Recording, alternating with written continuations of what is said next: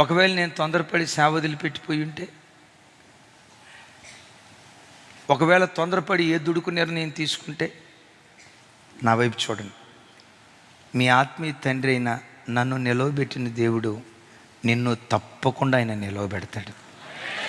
నేను కరుణించే రోజు ఒకటి తప్పకుండా దేవుడు అనుగ్రహిస్తాడు.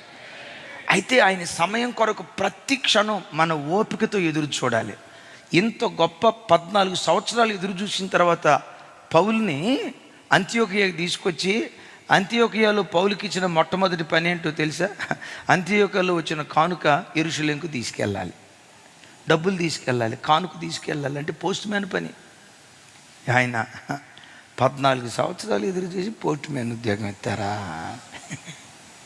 14 సంవత్సరాలు ఎదురు చూసి పోస్ట్ మ్యాన్ ఉద్యోగం ఇస్తారా? అది ఈ డబ్బులు మోసుకెళ్ళే పని అని అనలా. ఇచ్చిన చిన్న పనిలో నమ్మకంగా ఉన్నాడు. ఆ తర్వాత పౌలే ప్రపంచాన్ని తలకిందులు చేసి అపోస్తలుడిగా మారిపోయాడు. యెహోవా కొరకు ఎదురు చూచువారు నూతన బలాన్ని పొందుతారు. పక్షిరాజులాగా రెక్కలు చాపి వారు పైకి ఎగిరే కృప దేవుడు అనుగ్రహిస్తాడు. యేసయ్యకి మహిమ కలుగునుగాక.